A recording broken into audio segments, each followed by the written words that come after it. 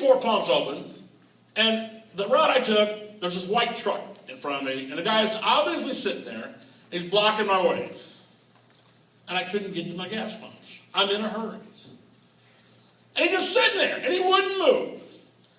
And I couldn't get to my pumps. So I sat there, getting later, getting more frustrated. I mean, what would you have done in that position? What would you have done? I mean, the manufacturers give us a way to communicate, right? A horn. So I honked it. Yes, sir. That's what I did. I honked to let him know I needed to get through to get to my gas.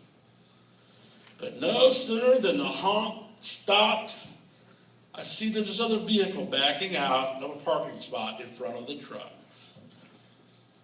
And I suddenly realized that the driver of the white truck was just being courteous to the car. He had been waiting patiently, giving that other vehicle room to back up. He had been patient. I, on the other hand, had not.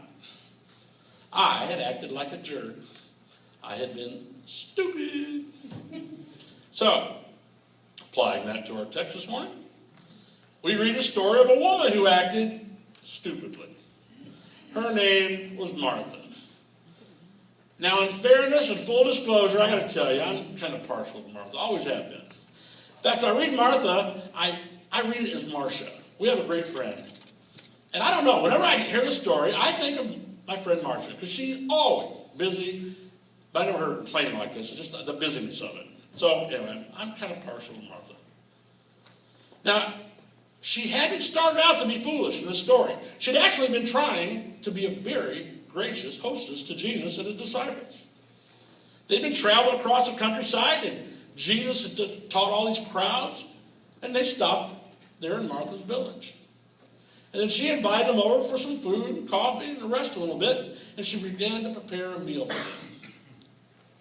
Now, this is quite a task. I mean, Jesus' entourage is a pretty good bunch of guys, and they're guys, they're hungry. And she hadn't expected them really, but here they popped up, and nothing was really prepared for this large group. So, and it wasn't like she could run down to the Martins and get a bucket of chicken, or anything like that, like we can do. Stuff that's already prepared and pre-cooked. That just wasn't done back in that time. Everything she set before them had to be made from scratch. And she did this gladly. Martha just loved to entertain. And she saw Jesus and his merry band of followers as honored guests. And while she prepared the meal, Jesus sat down in the next room. We see the story, and he began to teach. And now, Martha's sister Mary is there, and she's excited. She loves Jesus. She adores Jesus. She idolizes him. Jesus is her hero. John 12:3 tells of another time that Jesus came to their house, and it says Mary took a pound of very costly ointment. Remember that? And anointed the feet of Jesus, and he wiped his feet with her hair. Jesus is Mary's hero. She literally worships the ground he walks on. And now, here he is in her house, and he's teaching. This is great. Mary never got a whole lot of chance to listen to Jesus. But I mean, now, here he is. And she's so excited. So in the moment, she just sits right down at Jesus' feet, and she's just locked in, listening to him. And she forgets all about Sister Martha and the meal and setting the table. And we have to believe that Martha doesn't share Mary's enthusiasm. Now, it's not that she doesn't enjoy listening to Jesus. I'm sure she loves that. Everybody loves listening to Jesus. But there's work to be done. And Mary ain't doing it. And I can see this in my mind's eye as it all plays out. You can probably too. Little by little, Martha is getting upset.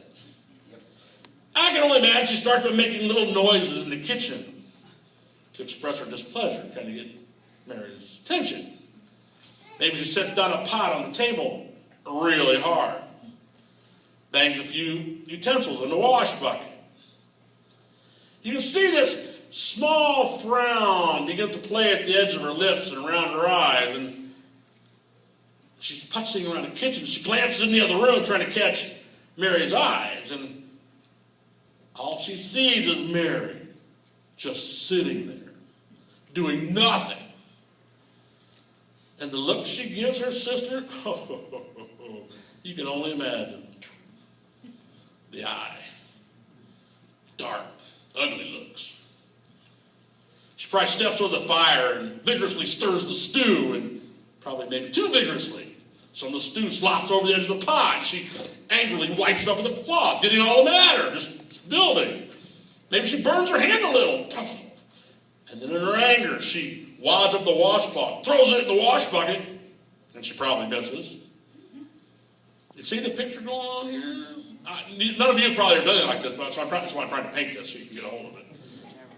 One thing leads to another thing, leads to another thing, and she gets more and more worked up because nothing's working out for her. Everything's going wrong. It's all Mary's fault. Because she's just sitting there doing nothing. She always does that. And Martha starts getting so mad she can hardly see straight.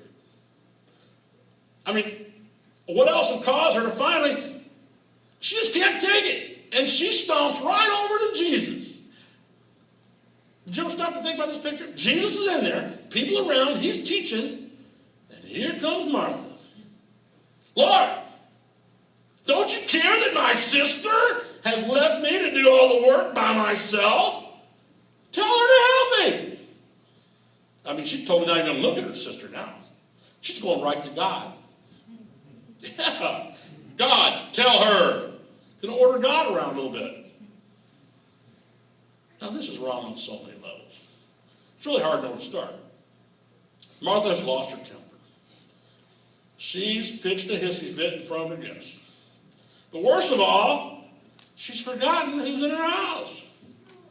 She's gotten so upset about her agenda, she's began to treat Jesus like a servant.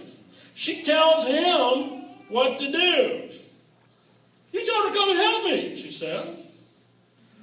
Now, we got Jesus.